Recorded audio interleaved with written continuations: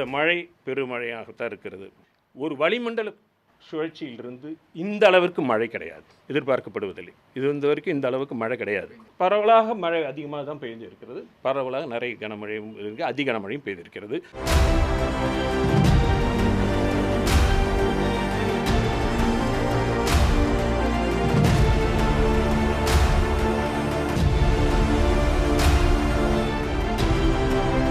தூத்துக்குடி மாவட்டத்திலே காயல்பட்டினத்திலே வரலாறு காணாத வகையில் சரித்திர நிகழ்வாக 94.6 சென்டிமீட்டர் மழைப்பொழிவு இருந்திருக்கிறது.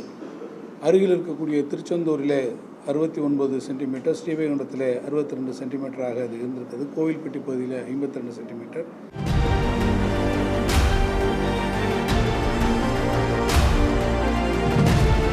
காலையில் 6 மணிக்கு முட்டளவுக்கு தண்ணி இருந்துச்சு, இப்போ நெஞ்சளவுக்கு தண்ணி இருக்குது. இப்போ முடியாமல் வீட்டுக்குள்ளே இருக்குது, ஒன்றுமே கிடையாது வீட்டில். நடமாட கூட வழி இல்லை. இப்போ நாங்கள் வந்து பார்த்தீங்கன்னா தண்ணி வந்து இப்படி இழுத்து அவ்வளோ தூரம் போயிட்டு ஃப்ளாட்டாக போயிட்டுருக்கு. விடிய மழை ஒன்றும் நிற்கலை. அடுகு நடந்த இடம் போல் சேதமாயிடுச்சு. ஒரே நாள் மழையில் இவ்வளோ தூரம் ஒரு பாதிப்பு இது வரைக்கும் இருந்ததில்லை. மழை வெள்ளத்தினால வீட்டு காலத்த வெள்ளம் 3-4 படி இறங்கி விட்டது. வீட்டு உள்ளால் போகவும் முடியாது, வரவும் முடியாது. சில இடத்துல உள்ள யாரும் கவர்மெண்ட்டே போக முடியாத இடத்துல இருக்கிறாங்க.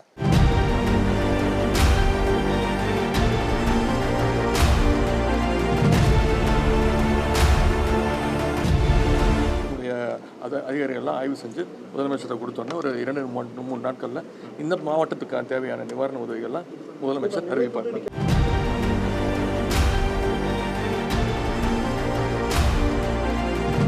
எல்லா வகையிலும் அரசினுடைய முக்கிய அலுவலர்கள் இங்கே முகாமிட்டு நிவாரணப் பணிகளையும் முன்னெச்சரிக்கை நடவடிக்கைகளும் இங்கே போர்க்கால அடிப்படையில் நாம் மேற்கொண்டு வந்து கொண்டிருக்கிறோம்.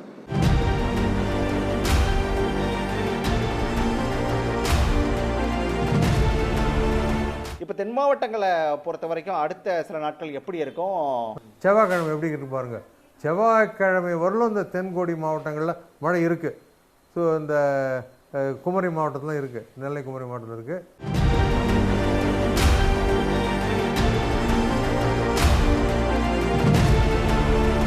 பொதுவாக கிளைமேட்ங்கிற போது அதிகமாக ஆய்வு கட்டுரைகள்லாம் காட்டுறது என்னென்னா, தென் தமிழக பகுதிகளில் வடகிழக்கு பருவமழை வருங்காலத்தில் இயல்பை விட அதுலேயும் குறிப்பாக எக்ஸ்ட்ரீம்ஸ், பிரெசிபிடேஷன் எக்ஸ்ட்ரீம்ஸ் சொல்கிறோம் இல்லையா, கனமழை என்பது அதிகரித்து வரக்கூடிய சூழ்நிலை இருக்கிறது.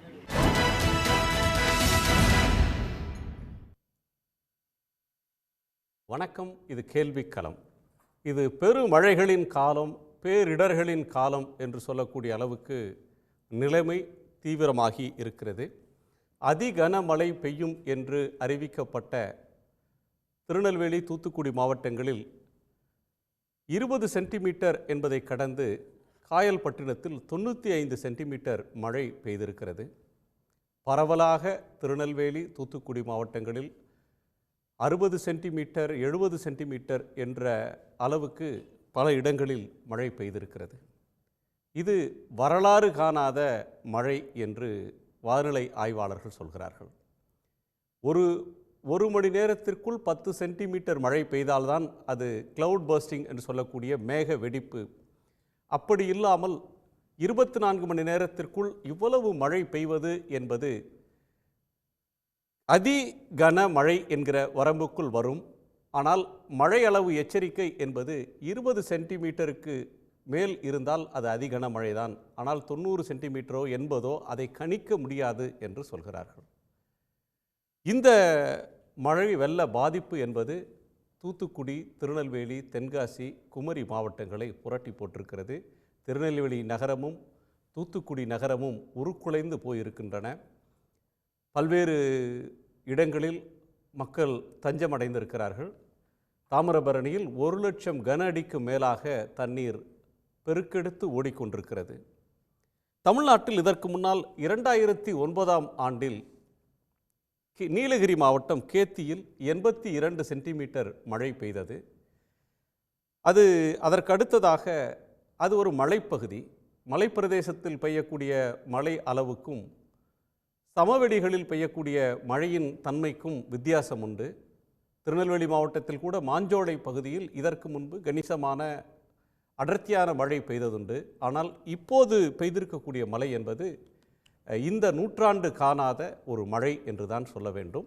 இந்த மழையின் தாக்கம் என்பது நாளையும் இருக்கும் என்று சொல்கிறார்கள். இது சார்ந்து நாம் விவாதிக்க போகிறோம். நம்மோடு நாகர்கோவிலிருந்து பச்சை தமிழகம் அமைப்பினுடைய தலைவர் திரு சுப உதயகுமாரன், பூவுலகின் நண்பர்கள் அமைப்பினுடைய திரு லோகேஷ் அவர்கள், நீர்வள கட்டமைப்பு நிபுணர் திரு சிற்பி அவர்கள், வானிலை ஆர்வலர் திரு ஸ்ரீகாந்த், எழுத்தாளர் திரு முத்துகிருஷ்ணன், இவர்களோடு திருநெல்வேலியிலிருந்து எழுத்தாளர் திரு சூர்யா சேவியர். அனைவருக்கும் வணக்கம். நான் திருநெல்வேலி தூத்துக்குடியில் இருக்கிறவங்கள்ட்ட முதல்ல நிலைமை என்னன்னு கேட்டுடலாம். திரு சூர்யா சேவியர், நீங்கள் கண்டதும் பார்த்ததும் என்ன?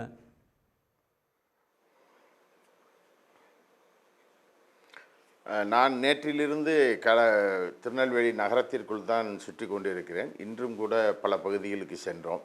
பொதுவாக திருநெல்வேலி நகரத்தில் நான் ஒரு 35 ஆண்டுகள் குடியிருக்கிறேன் என்ற முறையில் 92 வெள்ளம் 1992இல் ஒரு மிகப்பெரிய, ஆனால் திருநெல்வேலியில் அன்று மழை பெய்யவில்லை, மாறாக மலைப்பிடிப்பு பகுதிகளில் பெய்த மழை பாபநாசம் அணையில் ஒரே நேரத்தில் அதிக அளவிலான தண்ணீர் திறந்து விடப்பட்டதன் காரணமாக திருநெல்வேலி இன்றைக்கு பேருந்து நிலையம் எப்படி மிதந்து கொண்டிருக்கிறதோ அதே போல் அன்றைக்கு மிதந்தது. விக்ரமசிங்கபுரத்தில் 26 பேர், ஒரு 4 வீடுகளுக்குள் 26 பேர் மரணித்தார்கள். அப்போது கூட ஜெயலலிதா அம்மையார் அந்த மரண வீடுகளுக்கெல்லாம் வந்து சென்றார். அது போன்ற ஒரு நிகழ்வு அது சாதாரணமாக நடந்தது. ஆனால் ஒரு விஷயத்தை பார்க்க வேண்டியிருக்கிறது. அன்றைக்கு ஒரு பகுதியில் பெய்த மழை தாமிரபரணிக்கு வந்தது. ஆனால் தாமிரபரணியினுடைய 137 துணை நதிகள் இருக்கிறது. 137 துணை நதிகளும் நிரம்பி தாமிரபரணிக்குள் வரும். அப்படி வருகிற பொழுது ஏற்படக்கூடிய பெரும் வெள்ளம், தொடர்ந்து மழை, இது எல்லாம் சேர்ந்தது தான் இந்த வெள்ளக்காடு காட்சியளிக்கிறது என்பதை நாம் பார்க்க வேண்டும். இதிலும் குறிப்பாக பாளையங்கோட்டை பகுதியில் ஒரு மனகாவளம் பிள்ளை நகர் என்ற பகுதி மட்டும் தண்ணீர் சூழ்ந்திருக்கிறது. பாளையங்கோட்டை பகுதி ஏறக்குறைய சேஃபாக தான் இருக்கிறது. திருநெல்வேலியில் தாமிரபரணி ஆற்றங்கரைக்கு மேற்கே இருக்கக்கூடிய பகுதி, அதை ஒட்டி அந்த ஆற்றங்கரையை ஒட்டி இருக்கக்கூடிய பழைய பேருந்து நிலையம், திருநெல்வேலி டவுன், இந்த மாதிரியான பகுதிகளுக்குள் தண்ணீர் சூழ்ந்த ரயில்வே ஸ்டேஷன், இந்த பகுதியில் பாளையங்கோட்டை பகுதியில் ஒரு பெரிய அளவிற்கான பாதிப்புகள் பெருமளவுக்கு இல்லை. ஏன்னா திருநெல்வேலி மாநகராட்சி ஒரு 55 வார்டுகளை கொண்டது. அதில் 30 வார்டுகள் பாளையங்கோட்டைக்குள்ளே வரும், 20 வார்டுகள் திருநெல்வேலிக்குள்ளே வரும். இந்த திருநெல்வேலிக்குள்ளே இருக்கக்கூடிய 20 வார்டுகளில் தான் இந்த பாதிப்புகள் சில இதில் ஏற்பட்டிருக்கு. அது தாமிரபரணி கரையோரம் உள்ள பகுதிகள். இதுக்கு முக்கியமான காரணம் இந்த ஒட்டுமொத்த நீர்பிடிப்பு பகுதிகளிலும் ஒட்டுமொத்த ஆறுகளிலும் வரக்கூடிய வெள்ளம் ஒட்டுமொத்தமாக திருநெல்வேலிக்குள் நுழைகிற பொழுது இந்த மாதிரியான ஒன்று ஏற்பட்டிருக்கிறது. ஆக 92க்கு பின்னால் பார்க்கிற பொழுது, அதாவது அப்போது ஏற்பட்ட உயிர் சேதங்கள் அளவுக்கு இல்லை, ஒரு 3 பேர் இறந்திருக்கிறார்கள். ரொம்ப கவலைக்குரிய ஒரு விஷயம். ஆனால் அன்றைக்கு அது ஒரு முன் ஏற்பாடு இல்லாமல் செய்யப்பட்டது. இப்போது அரசு தொடர்ந்து அறிவித்து கொண்டே இருக்கிறது. 3000 கனஅடி, 4000 கனஅடி, 5000 கனஅடி, 10,000 கனஅடி, நகரத்திற்குள் பெய்யக்கூடிய மழைகள், இவை எல்லாத்தையும் தாங்கி இன்னொன்று நீங்கள் பார்க்க வேண்டிய அவசியம் இருக்குது. திருநெல்வேலி மாவட்டத்தை பொறுத்த மட்டிலும் மேற்கு தொடர்ச்சி மலையிலிருந்து புன்னக்காயல் வரைக்கும் ஒரு சரிவான ஏற்பாடு உள்ளது. கடல் மட்டத்தின் உயரத்திலிருந்து கடல் மட்டத்திற்கு செல்லக்கூடிய தண்ணியினுடைய அளவு வேகமாக எடுத்து செல்லும். ஒரு உயரத்திலிருந்து பள்ளத்தை நோக்கி பயணிக்கக்கூடிய ஒரு ஏற்பாடு இருக்கிறது. அதனால்தான் மிகப்பெரிய சேதாரம் இல்லை. மற்றொன்று விஷயம், திருநெல்வேலி, தென்காசி, தூத்துக்குடி மாவட்டம் ஒரு ஆண்டுல பெய்யக்கூடிய மழை அப்படின்றது பெரிய அளவில் ஓலை குடிசைகள் இருக்காது. கன்னியாகுமரி மாவட்டம், திருநெல்வேலி, தூத்துக்குடியில் இந்த வடகிழக்கு பருவமழையில் மட்டும் 100%, 150% அளவுக்கு கூடுதலாக மழை பெய்திருக்கிறது. இதில் ஒரு நாளில் காயல்பட்டினத்தில் 95 சென்டிமீட்டர், திருச்செந்தூரில் 69 சென்டிமீட்டர், ஸ்ரீவைகுண்டம் 62 சென்டிமீட்டர், காலைல 8:30 மணி அளவில் 24 மணி நேரம் மழை அளவு அப்படின்னு எடுத்துக்கிட்டா, மூளைக்கரைப்பட்டி 61 சென்டிமீட்டர், மாஞ்சோலை 55, கோயில்பட்டி 53, இவ்வளவு கணிசமாக அடர்த்தியாக இடைவிடாமல் பெய்திருக்கு. இந்த மழையை நீங்கள் சொல்கிறீங்க முன்னெச்சரிக்கை விடப்பட்டது, ரெட் அலர்ட் மக்கள் வானிலை மையம் வெளியிட்டது, எவ்வளோ தண்ணி திறக்கிறாங்க அப்படின்ற அறிவிப்புகள்லாம் வந்ததுனாலும் இந்த மழையை மக்கள் எப்படி எதிர்கொண்டாங்க? இது நீங்கள் பார்த்த சந்தித்த மனிதர்கள், அந்த நகரமே மிதக்கிறது மாதிரி இருக்க, அதை மக்கள் எப்படி எதிர்கொண்டாங்க? அதாவது பொதுவாக திருநெல்வேலியை பொறுத்த மட்டிலும் இது இந்த மாவட்டத்தை பொறுத்த இது ஒரு இயற்கையை ஏற்படுத்தக்கூடிய ஒரு பாதிப்பு என்ற முறையில் தான் மக்கள் இதை பார்ப்பார்கள். இது அரசியலால் ஏற்பட்ட ஒரு பாதிப்பு என்பதை பார்ப்பதை காட்டிலும் இயற்கையால் ஏற்படக்கூடிய ஒரு பாதிப்பு என்ற மனநிலையில் தான் மக்கள் இந்த பிரச்சனையை அணுகி கொண்டிருக்கிறார்கள். ஏன்னா இப்போ சென்னைனா அரசியல் பண்ண ஆரம்பிச்சிருவாங்க. ஆனால் திருநெல்வேலியை பொறுத்த மட்டிலும் தூத்துக்குடியை பொறுத்த மட்டிலும் இந்த மலை என்பது ஏன்னா நான் சிந்துபூந்தரை என்ற பகுதி இன்றைக்கு தண்ணீரில் அது உள்ள தாமிரபரணி கரையை ஒட்டிய பகுதி. அங்கு நான் 10 ஆண்டு காலம் குடியிருந்தேன். 92 வெள்ளத்தில் நான் இருந்த வீட்டிற்குள்ளும் தண்ணீர் குடியேறி நான் நீச்சல் அடித்து தான் வந்தேன். அந்த மாதிரியான பகுதிகளில் இயல்பாக ஒரு நாள் மழை பெய்யும், தண்ணீர் உள்ளே வரும், உடனடியாக அது வடிந்து விடும். இப்போது கூட அமைச்சர் தங்கம் தென்னரசு சொன்னாங்க, சிந்துபுந்தரை பகுதியில் மாடியில் உட்காந்துக்கிட்டு வரமாட்டேங்கிறாங்க, நாங்கள் போட் அனுப்புகிறோம் வரமாட்டேங்கிறாங்கன்னு. ஏன்னா அது இயல்பு. தண்ணி வரும், ஒரு 5 மணி நேரம் 3 மணி நேரம் நிற்கும், அப்புறம் இறங்கிரும், மழை நின்னவுடனே இறங்கிரும் அப்படிங்கிற ஒரு இயல்பாக பார்க்கக்கூடிய ஒரு பார்வை என்பது திருநெல்வேலிக்குள்ளே எப்பயுமே உண்டு. இது ஒரு பெரிய நம்மளை மூழ்கடிச்சிரும், ஒரு பயமுறுத்தும் அப்படிங்கிற எண்ணம் இருக்காது. அதுதான் நான் இன்றைக்கி பார்த்தது. பொதுவாக இங்கே இருக்கக்கூடிய மனிதர்கள் ஒன்று பெரிய அளவிற்கு குளங்கள் நிறைந்து விட்டது, அணைகள் நிறைந்து விட்டது, நீர்மட்டம் கிடைத்து விட்டது, விவசாயம் பெருகிவிடும், இது போன்ற ஒரு மகிழ்வான பக்கம். இன்னொரு பக்கம் திருநெல்வேலி கிராமப்புறங்களில் திருநெல்வேலி நகரத்திற்குள்ள சில பகுதிகளில் திருநெல்வேலி குறிப்பாக திருநெல்வேலியினுடைய மேற்கு பகுதிகளில் தண்ணீர் ரயில் நிலையம் அதை ஒட்டி பின்னாடி இருக்கக்கூடிய வயல்வெளிகள் எல்லாம் தண்ணீர் சூழ்ந்திருக்கிற காரணத்தினால அது சில பாதிப்புகளை உருவாக்கி இருக்கிறது. அது வெள்ளக்காடாக ஒட்டுமொத்த திருநெல்வேலியும் மிதக்கிறது என்பது மீடியாக்கள் காட்டக்கூடியது. நான் பாளையங்கோட்டையில் நேற்று திருநெல்வேலியில் மழை துவங்கியதிலிருந்து இந்த நிமிடம் வரைக்கும் நான் இருசக்கர வாகனத்தில் சுற்றி தான் வந்து கொண்டிருக்கிறேன், மழையில் நனைந்து கொண்டு. பல இடங்களில் மரங்கள் சாய்ந்திருக்கிறது, சில இடங்களில் மின்கம்பங்கள் சாய்ந்திருக்கிறது. அதை சரி செய்யும் பணிகளில் ரொம்ப தீவிரமாக ஈடுபடுகிறார்கள். அமைச்சர்கள் மற்ற எல்லா பேருமே உள்ளாட்சி பிரதிநிதிகள் முகாமிட்டு இருக்கிறார்கள். கலெக்டர் அலுவலகம் அதிகாரிகள் மீட்பு நடவடிக்கைகளில் ஈடுபடுறாங்க அப்படின்றது ஒரு பேரலா நடந்து கொண்டிருக்கக்கூடிய ஒன்று. இந்த பேரிடர் அப்படின்ற ஒன்றுக்கு மக்கள் ப்ரிப்பேர்டாக இருந்தாங்களா? மக்கள் திடீரென இந்த இவ்வளவு மழை பெஞ்சிருக்கு அப்படின்றப்ப அது ஒரு நகரம் ஒரு பகுதின்னு இல்லாமல் மொத்தமாக மேற்கு தொடர்ச்சி மழை அந்த மலைத்தொடர் முழுக்கவுமே பெய்திருக்கிறது. இந்த சீசன் முழுக்கவுமே அந்த பகுதி நன்றாக பெய்யக்கூடிய ஒரு சூழலை பார்க்குறோம். இந்த அளவுக்கான வெள்ளம் அப்படின்றதும் பஸ்ஸு கார் இருசக்கர வாகனங்கள் இயல்பு வாழ்க்கை முடங்கிறது அப்படின்றது பொதுவாக அங்கே அடிக்கடி நடக்கக்கூடிய ஒன்று இல்லை. இந்த 95 சென்டிமீட்டர்ன்றதே வரலாறுலே இல்லாத மழை அப்படின்னு சொல்லக்கூடிய ஒரு தன்மையை தான் பார்க்குறோம். மற்றவங்களுடைய கருத்தை கேட்குறேன். திரு சுப உதயகுமாரன், உங்கள் பகுதியில் நிலைமை என்ன, நீங்கள் இதை எப்படி பார்க்குறீங்க?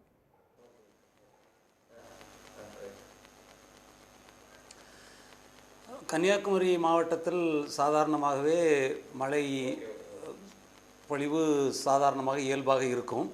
ஆனால் இந்த ஆண்டு ஜூன் ஜூலை ஆகஸ்ட் செப்டம்பர் 4 மாதங்களில் ஒரு நாள் கூட மழை பெய்யாமல் விவசாயிகள் தங்களுடைய பயிர்களை பற்றியும் மக்கள் தங்களுடைய குடிநீர் பிரச்சனையை பற்றியும் கவலைப்படக்கூடிய அளவுக்கு நிலைமை இருந்தது. ஆனால் நேற்றிலிருந்து கடுமையான மழை பெய்து நேற்று மாலைக்கு பிறகு மழை பெய்யாததால் இப்போது ஓரளவு இயல்பு நிலைக்கு வந்துவிட்டது.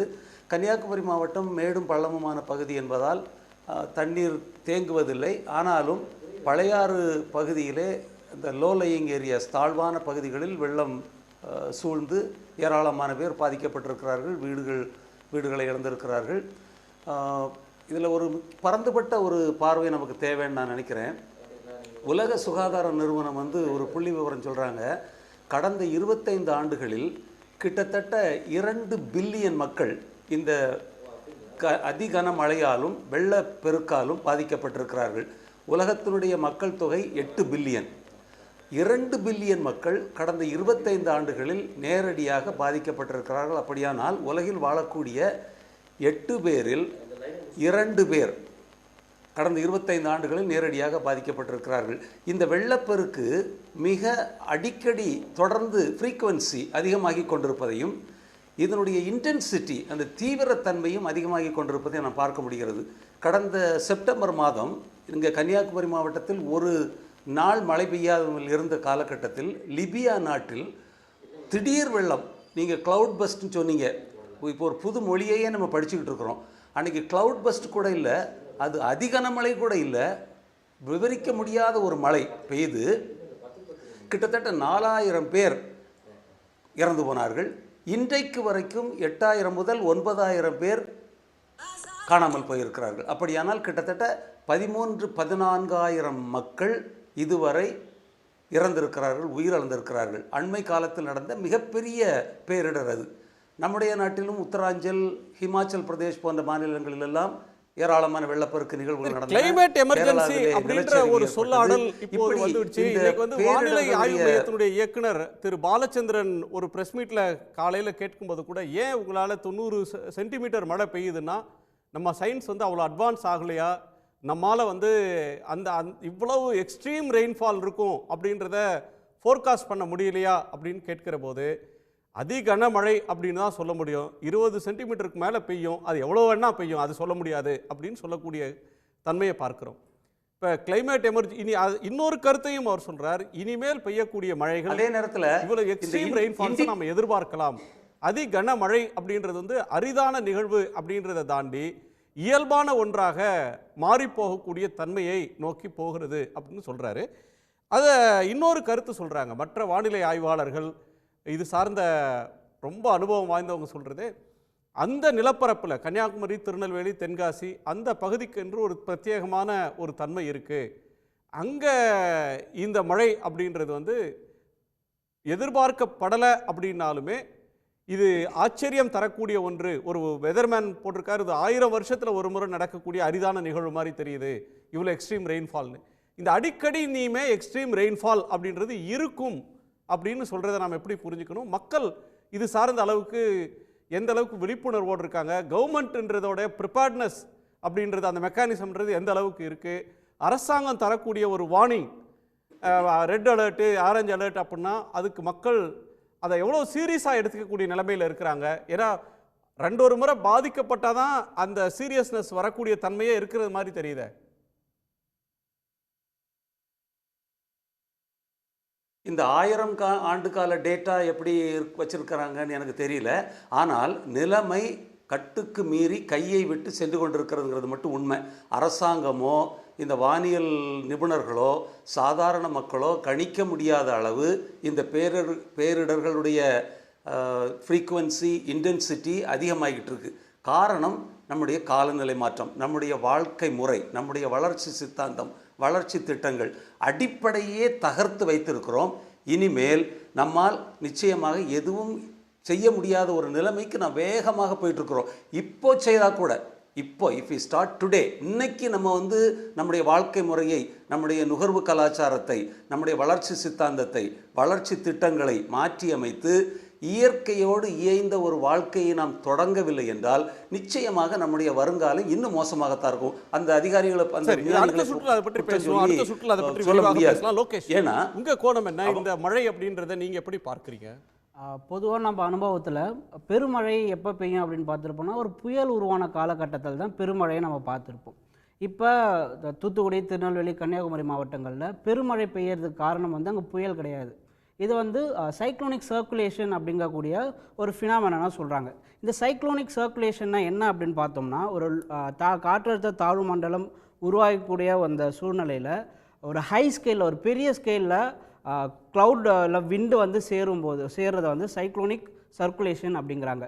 இங்கே பெருமழை பெய்யும் போது பார்த்தோன்னா அந்த லோ லைங் ஏரியாவை சுற்றி மழை மேகங்கள் வந்து உருவாகும். இதுதான் வந்து சைக்ளோனிக் சர்க்குலேஷன் உருவாகும். இதுதான் காரணம். இப்போ தென் மாவட்டங்களில் பெய்யறதுக்கு இந்த சைக்ளோனிக் சர்க்குலேஷன் தான் காரணமாக சொல்கிறாங்க. அப்போ இந்த சைக்ளோனிக் சர்க்குலேஷனில் மழை மேகங்கள் ஏன் உருவாகுது அப்படின்னு பார்த்தோம்னா, கடலுடைய தட்பவெப்பநிலை, சீ சர்ஃபேஸ் டெம்பரேச்சர் அப்படி. இந்த சீ சர்ஃபேஸ் டெம்பரேச்சர் வந்து உலகம் முழுக்கவே வந்து ரொம்ப அதிகமாக ஆயிருக்கு. இந்த உலக வெப்பமயமாதல், புவி வெப்பமயமாதல்ன்றதோடைய ஒரு பகுதி நம்ம நிலப்பரப்பையும் கடல் பகுதியும் சேர்த்து பேசிக்கிட்டு இருக்கோம். அதில் குறிப்பாக நிலப்பகுதியில், அது கடல் பகுதியில் தான் ரொம்ப அதிகமாக சூடாகிட்டு இருக்கு. WMO உலக வானிலை நிறுவனம் என்ன ஆகஸ்ட் மாதம் என்ன சொல்லியிருக்காங்கன்னா, சூரிய ஒளியிலேருந்து, அது சூரியன் ஆற்றிலிருந்து 99% வந்து ஹீட் வந்து அப்சர்வ் ஆகிட்டு இருக்கு பூமியில். ஒரே 1% மட்டும்தான் ரிஃப்ளெக்ட் ஆகி வளிமண்டலத்துக்கு. சரி, அப்படின்னாலும் இவ்வளவு எக்ஸ்ட்ரீமாக ஒரு பகுதியில் பெய்யறது, அடர்த்தியாக பெய்யறது அப்படின்றதும் அதை ப்ரிடிக்ட் பண்ண முடியலன்றதும் நம்ம சயின்ஸோட போதாமையா? இன்னும் நம்முடைய ஃபோர்காஸ்ட் அப்படின்றத இன்னமும் அட்வான்ஸ் பண்ண வேண்டிய தேவை இருக்கா? கண்டிப்பாக நம்ம வந்து அட்வான்ஸ் பண்ணி ஆகணும் சார். ஏன்னா நம்ம வந்து இப்போ வந்து கிளைமேட் சேஞ்ச் அப்படிங்கக்கூடிய இது வந்து இவ்வளோ மழை பெய்யும் அப்படின்ட்டு ஐபிசிசி அதனுடைய 6வது அசஸ்மெண்ட் அறிக்கையில் சொல்லியிருக்கு. ஆசிய பகுதியில் குறிப்பாக ஆவரேஜ் ரெயின்ஃபால் வந்து அதிகரிக்கும். இப்போ நம்ம பேசிக்கிட்டு இருக்க இந்த 100 ஆண்டு காலத்தில் ஒரு முறை ஏற்படக்கூடிய இந்த ஆபத்துகள் எல்லாமே, பேரிடர்கள் எல்லாமே இனி அதோடைய டியூரேஷன் கம்மியாகும், அதோடைய தீவிரத்தன்மை என்பது ரொம்ப அதிகமாகும் அப்படின்ட்டு சொல்லியிருக்காங்க. இப்போ நம்ம உதாரணத்துக்கு 2015 சென்னை வெள்ளத்தையே வந்து 100 ஆண்டுகளுக்கு ஒரு முறை பெய்யக்கூடிய மழை அப்படின்னு சொன்னோம். ஆனால் இப்போ 2020 மிக்ஜாம் புயல் வந்து அது 2015 விட அதிகம் அப்படின்னு சொல்லியிருக்கும். அப்போ அந்த டியூரேஷனுங்கிறது ரொம்ப கம்மியாக இருக்கும். இதை விட அதிக மழை பெய்யும், இதை விட பெரிய பேரிடர்கள் வரும், அதுக்கு தயாராகணும். அதுக்கு தயாராகும். என்னோட ஸ்பெசிஃபிக்கான கொஸ்டின் வந்து, இப்போ நீங்கள் சொன்னீங்க ஒரு புயல் வருகிறது அப்படின்னா சென்னையில் ஏன் மழை பெய்தது அப்படின்னா, புயல் வந்தது, சென்னைக்கு நெருக்கமாக வந்தது, அந்த நேரத்தில் வந்து வேகமாக நகராமல் மெதுவாக நகர்ந்தது, அதனால் வந்து சீக்கிரம் போக வேண்டியது கால அளவு அதிகமாச்சு, நெருக்கமாக வந்ததுனால தொடர்ச்சியாக பெய்யக்கூடிய தன்மை இருந்தது. இங்கே ஒரு பகுதி இன்னொரு பகுதின்னு இல்லாமல் 3 மாவட்டத்திலும் பழவேற்காட்டில் தொடங்கி மகாபலிபுரம் வரையிலும் தொடர்ச்சியாக மழை பெய்யக்கூடிய இதை பார்த்தோம். ஸ்ரீபெரும்புதூர்லேருந்து பட்டினப்பாக்கம் வரையிலும் இடைவிடாமல் பெய்தது. அதே மாதிரியான ஒரு ஹேப்பனிங் தானே இருக்குது. மேற்கு தொடர்ச்சி மழையில் மட்டும் அப்படின்னா நீங்கள் வந்து பாபநாசம், மணிமுத்தாறு அந்த பகுதியில் பார்க்கலாம், அல்லது தேனி, போடிமெட்டு இங்கே மழை பெய்யலான்னு சொல்லலாம். பட் அதுக்கு கீழே இருக்கக்கூடிய பகுதியில், பாளையங்கோட்டையில், திருச்செந்தூரில் எல்லா இடங்களும் எப்படி இவ்வளோ அடர்த்தியாக பெய்யுது? அதுதான் நான் அந்த மழை மேகங்கள்னு சொன்னல. இந்த சீ சர்ஃபேஸ் டெம்பரேச்சர் ஏன் காரணம் அப்படின்னு பார்த்தோம்னா, கடல் பகுதி அதிக அளவில் டெம்பரேச்சர் அதிகமாக இருந்தால் அதிகமாக எவாப்ரேட் ஆகும். அது வந்து அதிகப்படியான நீராவிகளை கொண்டு போகும். அந்த நீராவிகள் எல்லாமே மேகத்தில் போய் சேரும்போது ட்ராப்லெட்ஸ் வந்து இன்க்ரீஸ் ஆகும். அப்படி இன்க்ரீஸ் ஆகும்போது அதிகப்படியான எந்த அளவுக்கு சூடு அதிகமாக, வெப்பம் அதிகமாக இருக்கோ அதே அளவான வாட்டர் ட்ராப்லெட்ஸ், மாய்ஸ்சர் ஏர் அப்படிம்பாங்க, அது வந்து ரொம்ப அதிகமாக இருக்கும். அதனால தான் நமக்கு மிக்ஜாம் புயலே வந்து அதோடைய வேகம் கம்மியாகிறதுக்கு காரணம் அதுதான். அது நகரும் போது அதிகப்படியான வாட்டர், அந்த மாய்ஸ்சர் ஏர் வந்து அது வாட்டர் கண்டென்ட் ட்ராப்லெட்ஸ் புயலே இல்லையே இந்த இது. அதுதான் சார், நான் அதுதான் சொல்லலாம். அந்த சைக்ளோனிக் சர்க்குலேஷன், அது ஒரு காற்றழுத்த தாழ்வு நிலையை சுற்றி நிறைய விண்டு வந்து ஃபார்ம் ஆகும். அது வந்து அதிகமான மழை மேகங்களை உருவாக்கிச்சுன்னா இந்த மாதிரியான மழைகள் பெய்யும். அதுக்கு காரணம் தான் நான் சீ சர்ஃபேஸ் டெம்பரேச்சராக சொன்னேன். அதிகப்படியான வாட்டர் ட்ராப்லெட் மேகங்கள் வச்சுட்டு இருக்கும்போது அது ஒன்ஸ் அதிகமாக அது ஃபில் ஆகிடுச்சுன்னா பெருவாரியான மழை வந்து பெய்யும். இதே காலையில் வந்து மாநில அரசினுடைய ரெக்கார்டு வந்தப்பவே ஒரு சின்ன சந்தேகம் இருந்தது. சில நேரங்களில் வந்து ஐஎம்டி மெட்டீரியலாஜிக்கல் டிபார்ட்மெண்ட் வந்து அந்த நம்பர்ஸை வந்து வவுச் பண்ணுறதில்ல. அவங்களுடைய மழைமானி கொடுக்கக்கூடிய அளவை தான் அவங்க வந்து கணக்கில் எடுத்துக்கொள்கிறாங்க. ஆனால் இந்த விஷயத்தில் வந்து அவங்களும் வவுச் பண்ணுறாங்க. 95 சென்டிமீட்டர் காயல்பட்டினத்தில் பெய்தது அப்படின்றாங்க. 95னா ஒரு ஆண்டுக்கே அந்த ஊரில் அவ்வளோ பெய்யாது. காயல்பட்டினத்துடைய ஒரு ஆண்டு சராசரி மழை 24 மணி நேரத்தில் பெஞ்சிருக்கு. இதுதான் நம்ம வந்து இந்த கிளைமேட் கிரைசிஸ் இதுதான் கொண்டு வரும். நம்ம வந்து தொடர்ச்சியாக இதை தான் பேசிக்கிட்டு இருக்கோம். அதிகப்படியான ஒரு மாதத்துக்கு பெய்ய வேண்டிய மழை ஒரு நாட்கள் காலநிலை நெருக்கடி அப்படின்னு சொல்கிறீங்க, தொடர்ச்சியாக பேசுகிற திரு சிற்பி சார், உங்கள் ரீடிங் என்ன சார்? சார் இதில் வந்து ஆக்சுவலாக நீங்கள் இந்த உலக வானிலைன்றதை வந்து ரெண்டாக பிரிப்போம். ஆக்சுவலாக பேசிக்காக ட்ரேட் விண்ட் வந்து உங்களுக்கு ஒரு மூமெண்ட்டை வந்து பசிபிக் ஓஷன்லேருந்து வங்கக்கடல், இந்திய பெருங்கடல் நோக்கி வருதுன்றது ஒரு ஆஸ்பெக்ட். ஆக்சுவலாக நீங்கள் ஒரு இன்ட்ரெஸ்டிங்கான விஷயம் பார்த்தீங்கன்னா, இந்த வருடம் தட் இஸ் வந்து 2023 வருடத்தில் பார்த்தீங்கன்னா அப் டு செப்டம்பர் எண்டு வரைக்கும் தட் இஸ் வந்து சொல்லக்கூடிய தென்மேற்கு பருவமழையானது 6% வீழ்ச்சி. ஸோ தட் மீன்ஸ் வந்து உங்களோட இந்தியன் ரிசர்வாயர்லாம் பார்த்தீங்கன்னா ஆக்சுவலாக வந்து 180 பில்லியன் கியூபிக் மீட்டருக்கு அகேன்ஸ்டாக வந்து 160 billion cubic metre. So it was a failure monsoon ஆக்சுவலாக. ஸோ எல்லாருமே வந்து செப்டம்பர் எண்டு பார்க்கும்போது என்ன சொல்லியிருந்தாங்கன்னா வந்து தமிழ்நாடு சேர்ந்த இதிலும் நமக்கு கிடைக்கக்கூடிய வடகிழக்கு பருவமழை ஃபெயிலியராக தான் முடிய போகுது அப்படின்னு சொல்லியிருந்தாங்க ஆக்சுவலாக. ஸோ அதுக்கு ரீசன் என்ன சொன்னாங்கன்னா, எல்னினோ வந்து உங்களுக்கு ஸ்ட்ராங்காக இருக்கிறதுனால ட்ரேட் விண்ட் வந்து மூவ் ஆகலை. ட்ரேட் விண்ட் மூவ் ஆனால் மழை. குஜராத்தில் அப்போ ஒரு வெள்ளம், ஒரு புயல் வந்தது, அந்த ஈரப்பதத்தை எல்லாம் அது உறிந்து கொண்டது அப்படின்னு அந்த தென்மேற்கு பருவமழை வந்தப்போ சொன்னாங்க. இப்போ இந்த ஸ்பெசிஃபிக்கான இந்த அக்கரன்ஸ்குள்ளே வாங்க சார். இது வந்து பார்த்தீங்கன்னா இதில் வந்து நம்ம எல்னினோ எப்படி மானிட்டர் பண்ணுறாங்களோ இன்னொரு குளோபல் ஃபினாமினன் வந்து ஐ திங்க் ஐஎம்டியுமே அதுக்குள்ளே வரலன்னு நினைக்கிறேன். ஆக்சுவலாக பேசுகிறாங்க, பட் அது அஃபிஷியலாக இங்கே உள்ளே வரதில்லை. MJOன்ற ஒரு மூமெண்ட் வந்து வேர்ல்டை வந்து 8 பகுதியாக சுற்றி வந்துருக்கும். இது வந்து ஒரு 40 to 80 டேஸ் சைக்கிளில் சுற்றி வரும். ஆக்சுவலாக நவம்பர் 15 அன்றைக்கி கரெக்டாக பார்த்தீங்கன்னா இந்தியன் ஓஷனை என்டர் பண்ணது இந்த MJOன்ற ஆஸ்பெக்ட். வாட் இஸ் MJO அப்படின்னு பார்த்தீங்கன்னா, it is actually enhanced rainfall activity அப்படின்னு சொல்லுவாங்க. தட் இஸ் அளவுக்கு அதிகமான மழை. ஸோ ஒரு புறம் வந்து உங்களுக்கு வந்து இந்திய பெருங்கடல் பொறுத்தவரைக்கும் எல்னினோ ஆக்டிவாக இருக்குது. அதனால் வந்து உங்களுக்கு செப்டம்பர் மாதம் வரைக்கும் இந்தியாவை பொறுத்தவரைக்கும் மழை இல்லை. ஆனால் நவம்பர் 15க்கு கிட்ட வரும்போது உங்களுக்கு வந்து இந்த எம்ஜிஓ ஆனது இவர் சொன்னக்கூடிய அந்த அந்த வங்கக்கடல் இந்திய பெருங்கடலில் இருக்கக்கூடிய சர்ஃபேஸ் டெம்பரேச்சர் வந்து ஃபேவரபுளாக இருந்ததுனால 3 டிகிரி கூட இருந்தது. ஆக்சுவலாக நவம்பர் 16லேருந்து ஆரம்பித்த உங்களுக்கு அந்த எம்ஜிஓ ஆக்டிவிட்டி இன்னும் வந்து இப்போ இவங்க சொல்கிற இன்றைக்கி அப்டேட் பிரகாரம் பார்த்தா கிட்டத்தட்ட வந்து டிசம்பர் 31 இல்லை 2ஆம் தேதி வரைக்கும் இந்தியன் ஓஷன் ஆக்டிவாக இருக்கும்னு சொல்லி முடிக்கிறாங்க. ஸோ அப்போ இது சொல்லும்போது உங்களுக்கு என்னென்னா வந்து இந்த ஆஸ்பெக்டாக கூறப்பட்ட முன்னாடி இருந்த மழையெல்லாம் விட அதிகமாக இருக்கிறதுக்கு காரணம் 2 விஷயங்கள். தட் இஸ் வந்து அப்நார்மலாக இன்க்ரீஸ் ஆகிட்டு இருக்க sea surface temperature towards the coastal areas of Indian ocean. அது நீங்கள் பே ஆஃப் பெங்கால்னு சொல்லலாம், இல்லை நீங்கள் அரபிக்கடல்னு சொல்லலாம். இது ஒரு ஆஸ்பெக்ட். இன்னொரு ஆஸ்பெக்ட் வந்து ஒரு சயின்ஸ் என்ன சொல்லுதுன்னா, ஒரு எல்னினோ முடிஞ்சவொடனே அதுக்கு அடுத்து வரக்கூடிய 2-3 மாதங்கள் வந்து வங்கக்கடல் வந்து ஜென்ரலாகவே வந்து சீ சர்ஃபேஸ் ஆக்டிவிட்டி வந்து அதிகமாக இருக்குன்னு சொல்லக்கூடிய இன்னொரு ஆக்டிவிட்டி. ஸோ அப்போ ஆக்சுவலாக வந்து 2 ஃபேக்டர் வந்து உங்களோட பே ஆஃப் பெங்காலை ஆக்டிவேட் பண்ணியிருக்கு நவம்பர் 16க்கு பிறகு. ஸோ இந்த மழையானது எனக்கு இப்போ இது கணிப்பெல்லாம் பார்க்கும்போது குளோபல் வெதர் மாடல்ஸ்லாம் சொல்கிறத பார்க்கும்போது டிசம்பர் 31லேருந்து ஜனவரி 3ஆம் தேதி வரைக்கும் மேபி ஒரு 10th வரைக்கும் ஸ்லோவாக இந்த மழை குறையும். ஆனால் வந்து டக்குன்னு இந்த மழை குறையாது.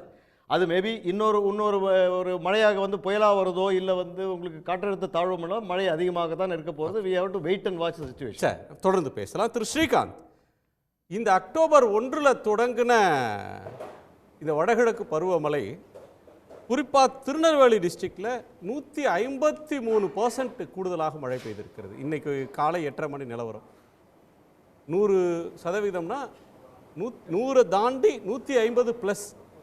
அதே போல் கன்னியாகுமரி 103, திருநெல்வேலி 135, தூத்துக்குடி நேற்றுக்கு வரலையும் 13%, இன்றைக்கி வந்து 68% சர்ப்ளஸ் ரெயின்ஃபால் அப்படின்றாங்க.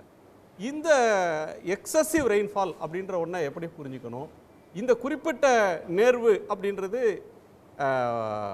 மூத்த நெடுங்காலம் வானிலை ஆய்வு மையத்திலேயே பணியாற்றி ஓய்வு பெற்ற விஞ்ஞானிகள் கூட இந்த மழை அளவை நம்ப முடியாத அளவுக்கு மழை பெய்திருக்கு அப்படின்னு வியப்படைகிற, யதார்த்தத்தை ஏற்றுக்கொள்கிறதுக்கு முடியாத ஒரு நிலைமையில் இருக்கிறோம் அப்படின்னு சொல்கிறத பார்க்குறோம். நீங்கள் அதை எப்படி ரீட் பண்ணுறீங்க? உங்கள் கோணம் இதில் என்ன?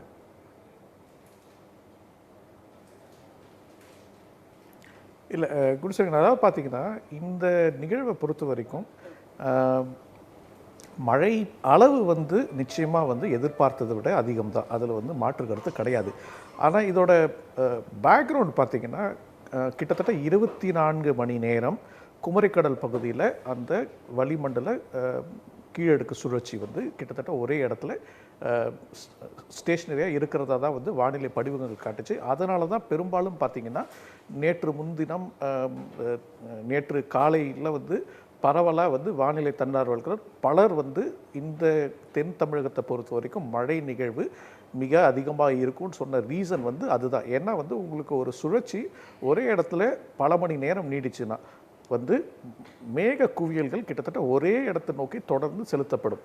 அதன் காரணமாக என்ன ஆகும்னா வந்து உங்களுக்கு சில இடங்களில் மழை தொடர்ந்து பெய்து கொண்டே இருக்கும். நீங்கள் நேற்று பேட்டர்ன் பார்த்தீங்கன்னா காலையில் திருநெல்வேலி கடலோர பகுதிகள் மற்றும் அதனை ஒட்டிய தூத்துக்குடி தெற்கு கடலோர பகுதிகளில் மழை பெஞ்சது. கொஞ்சம் வந்து அந்த சுழற்சி வந்து வடக்கு நகரும் போது தூத்துக்குடி மாவட்டத்தின் வடக்கு பகுதிகள் அதனை ஒட்டிய விருதுநகர் மாவட்டத்தின் உட்புற பகுதிகளில் மழை பெஞ்சது.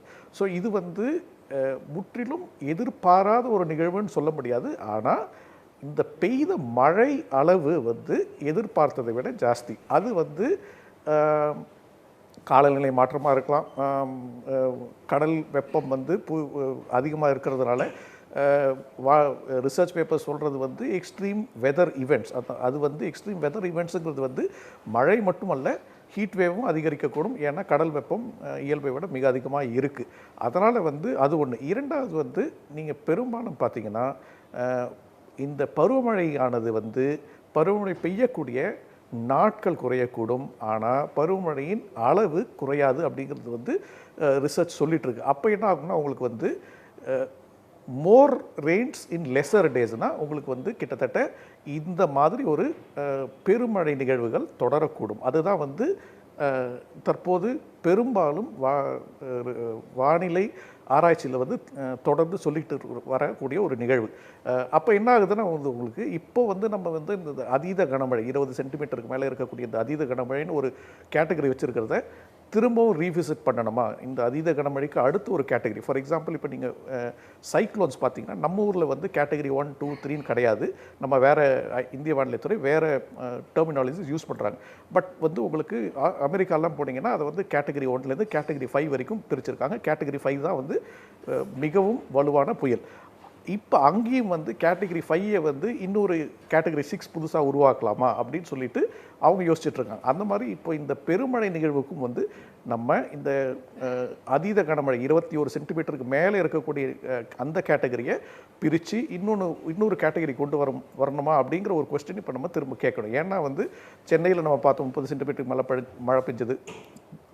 கடந்த சில ஆண்டுகளாக பார்த்துட்ருக்கோம். நான் 30-40 சென்டிமீட்டர்லாம் வந்து நடக்காத விஷயமே இல்லை இப்போது. அதனால் வந்து அதை ரீவிசிட் பண்ண ஒரு ஆப்பர்ச்சுனிட்டியாக தான் நான் இதை பார்க்குறேன். அதுதான் நம்ம பண்ணணும். இப்போ 30-40 சென்டிமீட்டர் அப்படின்றது பெருசாக ஒரு 2 நாள் இடைவெளி விட்டு இப்போ வந்து சென்னை மாதிரியான பெருநகரங்களை தவிர்த்து தூத்துக்குடியிலையோ அல்லது தென்காசி மாவட்டத்திலேயோ இவ்வளோ மழை பெய்ததுன்னா கிராமங்கள் சூழ்ந்த பகுதியில் பெரிய அளவில் பாதிப்பு இருக்காது.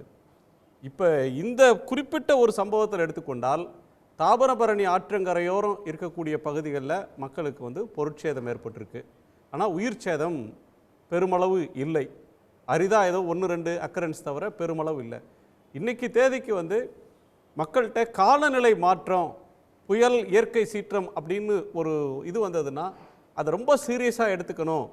கிளைமேட் சம்பந்தமான ஒரு எஜுகேஷன் அப்படின்றது இன்றைக்கி செய்ய வேண்டிய தேவையை நோக்கி நம்ம வர்றோமா? இது எக்ஸ்ட்ரீம் ரெயின்ஃபால் நீங்கள் வந்து கிளைமேட்டிக் ஆக்டிவிட்டிக்கு என்ன வார்த்தையில் சொன்னாலும் ஒரு 20 சென்டிமீட்டர் 30 சென்டிமீட்டர் மழைக்கு மேலே போச்சினாலே இயல்பு வாழ்க்கை முடங்கிரும். ஒரு தரைத்தளம் வரலையும் தண்ணி வருது, வீடே சரிஞ்சு விழக்கூடிய அளவுக்கு வருது அப்படின்னு சொன்னால் அவங்க சில வீடுகள்லாம் பொருள் இழக்கிறாங்க. ஒரு வீடே சரிஞ்சு விழுறதை பார்க்குறோம். அவங்க வாழ்நாள் சேமிப்பே போயிடுமே. இதை எப்படி அவங்க ஈடுகட்ட முடியும்? இதை எப்படி தவிர்க்க முடியும்?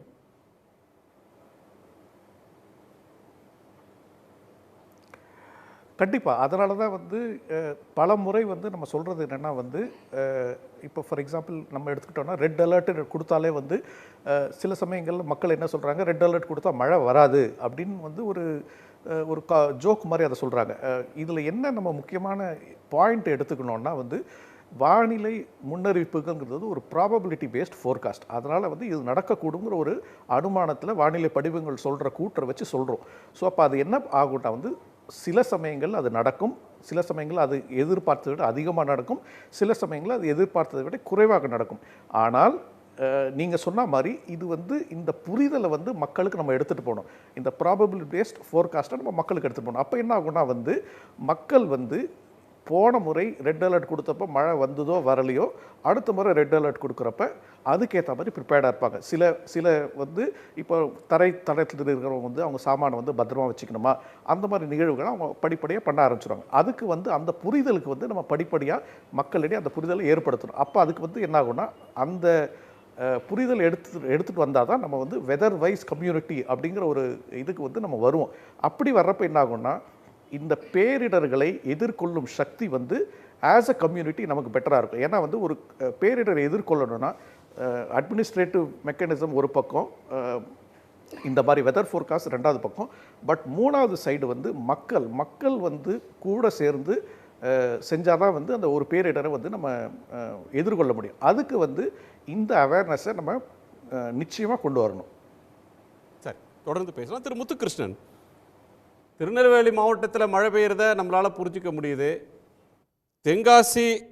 தென்காசியில் 51 அப்படின்றத கூட புரிஞ்சிக்க முடியுது. ஆனால் கோவில்பட்டி எப்போதும் வறண்ட ஒரு கரிசல் பூமி, பெரிய அளவில் இந்த மாதிரியான மழையை வந்து அந்த நகரம் ஒரு 50-60 ஆண்டு காலத்தில் ஒரே நாளில் இவ்வளோ மழை பெய்து பார்த்துருக்குமா அப்படின்றது ஒரு பெரிய சந்தேகம். அங்கே 53 சென்டிமீட்டர் மழை பெஞ்சிருக்கு. ஒரு ட்ரோன் ஷாட்ஸ் பார்த்தா எங்கே பார்த்தாலும் ஒரு வெள்ளக்காடாக கோவில்பட்டி இருக்கிறத பார்க்குறோம். உங்கள் புரிதல் இதில் என்ன இந்த நிகழ்வு பற்றி? நிச்சயமாக நீங்கள் சொன்னபடி கோவில்பட்டி மட்டுமில்லை, கோவில்பட்டிக்கு அடுத்து சாத்தூர், இன்னைக்கு விருதுநகரும் பள்ளி கல்லூரிகளுக்கு விடுமுறை. பெரும்பகுதியாக அதை நிறைய மீம்ஸ் போட்டு எல்லாரும் பேசிக்கிட்டது என்னன்னா, சாத்தூர் விருதுநகர்ல மழையா, சாத்தூர் விருதுநகர்ல வெள்ளமா என்பதே அந்த வரியே ஒரு ஆச்சரியத்தக்க வரியாக இருக்கிறது. நீங்க விருதுநகர்ல இருக்கக்கூடிய ரயில் நிலையத்தில் மகாத்மா காந்தி வந்து சென்றதை பற்றி ஒரு கல்வெட்டு அங்கே இருக்கிறது. அந்த கல்வெட்டுல என்ன போட்டிருக்குன்னா, இந்த தேதியிலே மகாத்மா காந்தி இங்கே வந்தார், அன்று மழை பெய்ததுன்னு போட்டிருக்கோம்.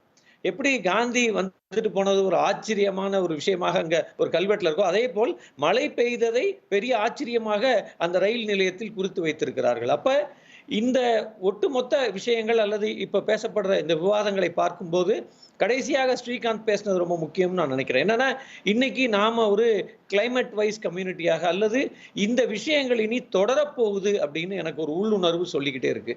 we are going to live with this.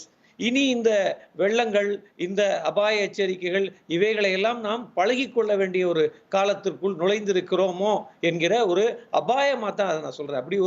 அப்படி ஒரு நீங்க தொடர்ச்சியாக 2015 அதுக்கப்புறம் 17 கேரளா வெள்ளங்கள், அப்படி இந்த 8 வருஷத்துல நம்ம பார்க்குறோம், 10 வருஷத்துல ஒட்டு மொத்தமாக வானிலை என்பது கட்டுக்கு அடங்காமல் அல்லது அது டோட்டலாக இன்னைக்கு பார்க்குறோம் வேற ஒரு ரூபம் எடுத்துக்கொண்டிருக்கிறது. அதை கணிக்க முடியவில்லை. ஆனால் இன்னொரு பக்கம் எனக்கு இந்த எனக்கு என்ன இன்னொரு சந்தேகம் வருதுன்னா, சென்னை மாதிரியான நகரம், கொச்சி மாதிரியான ஒரு நகரம், பாம்பே, இந்த நகரங்கள்ல ஒரு வெள்ள வடிகால் சரியா இல்லை அல்லது ஒரு பெரிய மழை வரும்போது அந்த மாநகரம் தத்தளித்து போய் விடுகிறது. டெல்லியில் அப்படி ஒரு ஈவெண்ட் பார்த்தோம், பெங்களூரில் கிரிட்லாக் அப்படின்னு சொன்னாங்க, அதை ஒன்று பார்த்தோம், சில ஆண்டுகளுக்கு முன்னாடி பாம்பேயில் பார்த்தோம். பெருநகரங்களில் இந்த மாதிரி வருகிற போது அதன் பழியை புவர் இன்ஃப்ராஸ்ட்ரக்சர், போதுமான அளவுக்கு வடிகால் வசதியை ஆட்சியாளர்கள் செய்யலை, ஒரு ரேப்பிட் அர்பனைசேஷன், ஒரு கட்டற்ற கட்டுப்பாடு வரம்புகள் இல்லாத ஒரு நகர்மயமாதலை ஊக்குவிச்சிட்டோம், நீர்நிலைகளை பாதுகாக்க தவறிட்டோம், இப்படி பொதுவாக அர்பன் ஃப்ளட்டிங்க்கு ஒரு காரணங்களை அடுக்கிறோம், பதில்களை சொல்கிறோம். ஆனால் இங்கே பார்த்திங்கன்னா இது தூத்துக்குடி, திருநெல்வேலி 2 நகரங்களை தவிர மீது எதுவும் பெரிய நகரம்னு சொல்ல முடியாது. அது மொத்தமும் கிராமங்களும், குக்கிராமம், ஒரு பேரூராட்சி, அந்த அளவுக்கு இருக்கக்கூடிய இடங்கள்.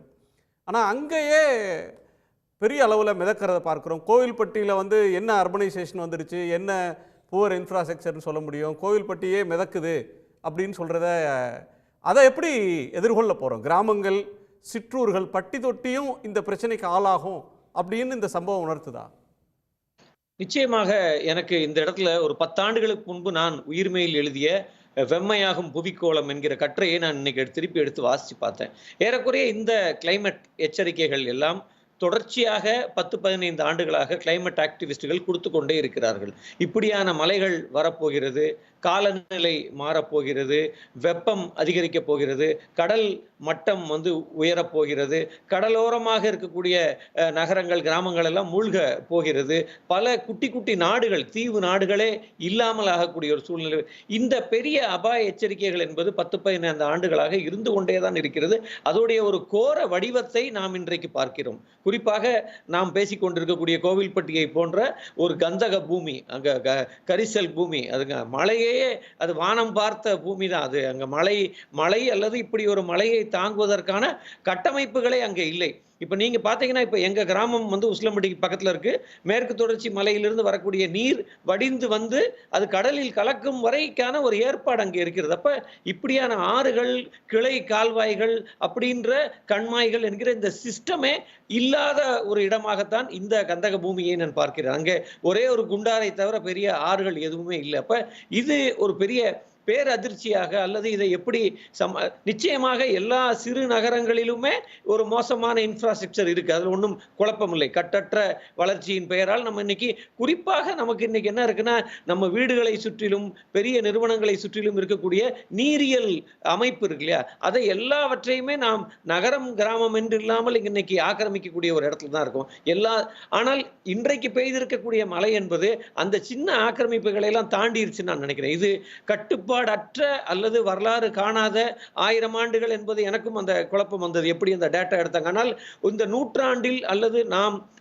டேட்டான்றது வெள்ளக்காரங்க அவங்க மழைமானி வைத்த பிறகு ஒரு 150 வருஷத்துல கம்பெனி ஆட்சிக்கு பிறகுதான் இந்த ரெயின்ஃபால் ரெக்கார்ட் அப்படின்ற டேட்டா எல்லாம். அதற்கு முன்பு இல்லை.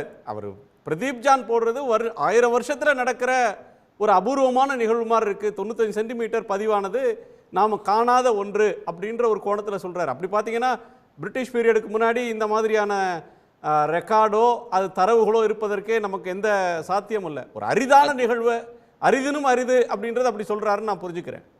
இல்ல நிச்சயமாக நான் இதை எப்படி பார்க்கிறேன்னா குணா, நீங்க இன்னைக்கு பங்களாதேஷ், வியட்நாம்ல கடந்த 10 ஆண்டுகள்ல வருடம் வருடம் ஒரு மிகப்பெரிய அழிவை அவர்கள் சந்தித்துக் கொண்டிருக்கிறார்கள். பேரழிவை பங்களாதேஷ் சந்திக்கிறது, வியட்நாம் சந்தித்துக் கொண்டிருக்கிறது. உலகம் முழுவதிலும் இது நடக்குது என்பதை நான் சொல்ல விரும்புகிறேன். இன்னைக்கு ஆஸ்திரேலியால அவங்களுக்கு சம்மர் இல்லை, ஒட்டுமொத்தமாக ஒரு 5-6 மாதங்களாக நீண்ட விண்டருக்குள்ள இருக்காங்க அவங்க. அப்ப ஆஸ்திரேலியா மாதிரியான இடங்கள் ஒரு நீண்ட விண்டர் குளிர்காலத்துக்குள்ள இருப்பதும், லிபியால இருந்து நான் கடந்த முறை துபாயில போனப்ப மழை, அப்ப இது பாலை பகுதிகளில் மழை பெய்வதும், நம்மை போன்ற பகுதிகளில் தீவிரமான வெயிலும், இன்னொரு பக்கம் அதிதீவிரமான மழையும் என்கிற இது எல்லாமே நமக்கு ஏதோ ஒன்றை உணர்த்துகிறது. இந்த இந்த இந்த சிஸ்டம் வந்து ஒட்டுமொத்த இந்த பூமியினுடைய இந்த வானியல் அமைப்புக்குள் ஒரு பெரிய ஒரு குழப்பம் ஏற்பட்டிருக்கிறது. அந்த குழப்பம் என்பது இன்னும் பெரும் விளைவுகளைத்தான் தர இருக்கிறது, எச்சரிக்கைகளை தர இருக்கிறது என்பதுதான் நான் புரிந்து கொள்கிறேன். இது யாரும் எந்த கிளைமேட் எமர்ஜென்சி வந்தாலும், எந்த ஒரு நேச்சுரல் கலாமிட்டி, டிசாஸ்டர் அப்படின்ற எந்த பேரழிவு அப்படின்னு வந்தாலும், பேரிடர் வந்தாலும் அதனுடைய சுமை அப்படின்ற ஒன்று சாமானிய மக்களுக்கு வந்து மிக அதிகம். பணக்காரங்க, செல்வந்தர்கள், பெரிய வசதி படைத்தவர்கள் பாதிக்கப்பட்டாலும் அவங்க எளிதில் மீண்டுருவாங்க. அவங்களுக்கு வரக்கூடிய பாதிப்புன்றது ஒன்று. சாமானியர்கள் அவங்களுடைய ஒரு புயல் வெள்ளத்தில் அவங்களுடைய ஒரு லைஃப் டைம் ஒரு வாழ்நாள் முழுவதும் சேமித்து வைத்த பணத்தெல்லாம் இழந்துருவாங்க. அப்படின்ற அந்த சொத்தெல்லாம் அவங்க இழந்துருவாங்க. ஒரு வீடே அப்படியே காணாமல் திடீர்னு போயிடும். அவங்க வீட்டில் இருக்கிற எல்லா அத்தியாவசிய பொருள்களும் போன பிறகு மீண்டும் புதுசாக அவங்க வாழ்க்கையை தொடங்கணும். அந்த அளவுக்கான நெருக்கடியில் ஒரு பேரிடர் தள்ளிடும் அப்படின்ற ஒன்று வந்து நமக்கு ரொம்ப துயரமான ஒன்று. திரு உதயகுமார் அவர்கள்ட்ட ஒன்றை கேட்கணும். இந்த பல புதிய சொற்களை கேட்குறோம். கிளைமேட் வைஸ், முன்னாடிலாம் பென்னி வைஸ் அப்படின்றதான் கேள்விப்பட்டிருக்கோம். பணத்தை எப்படி சிக்கனமாக செலவு பண்ணணும், பணத்தை பற்றி அறிவை வளர்த்துக்கணும் அப்படின்னு சொல்கிறத இளம் பிராயத்தில் நாம் கேட்டிருப்போம். இப்போ வந்து கிளைமேட் வைஸ், சுற்றுச்சூழல் சார்ந்த அறிவை பெருக்கிக்கணும், அந்த எஜுகேஷனை மக்களுக்கு தரணும் அப்படின்லாம் விவாதங்களில் பேசுகிறோம். முத்துகிருஷ்ணன் மாதிரியான எழுத்தாளர்கள் பல ஆண்டுகளுக்கு முன்னாடி எழுதின கருத்து வந்து இன்றைக்கி வெகுஜன ஊடகங்களில் பேச வேண்டிய கட்டத்தை நோக்கி போகிறோம் அப்படின்றோம். நீங்கள் உங்கள் மாவட்டத்தை பற்றி சரியாக சொன்னீங்க. கன்னியாகுமரி வந்து மலையும் காடும் ஆறுகளும் கடலும் இருக்கக்கூடிய ஒரு பகுதி. அதனால் எங்கே மழை பெய்தாலும் எங்கே பள்ளம் இருக்கோ அங்கே வழிந்து ஓடிடும். பெரிய சேதாரம் அப்படின்ற ஒன்று அங்கே இருக்காது. ஆனால் திருநெல்வேலியோ தூத்துக்குடியோ அப்படி இல்லை. அங்கே ஏற்பட்டிருக்கக்கூடிய இந்த அழிவுகள், இது சார்ந்த காட்சிகள் என்ன சித்திரத்தை உங்களுக்கு தருது திரு உதயகுமார்?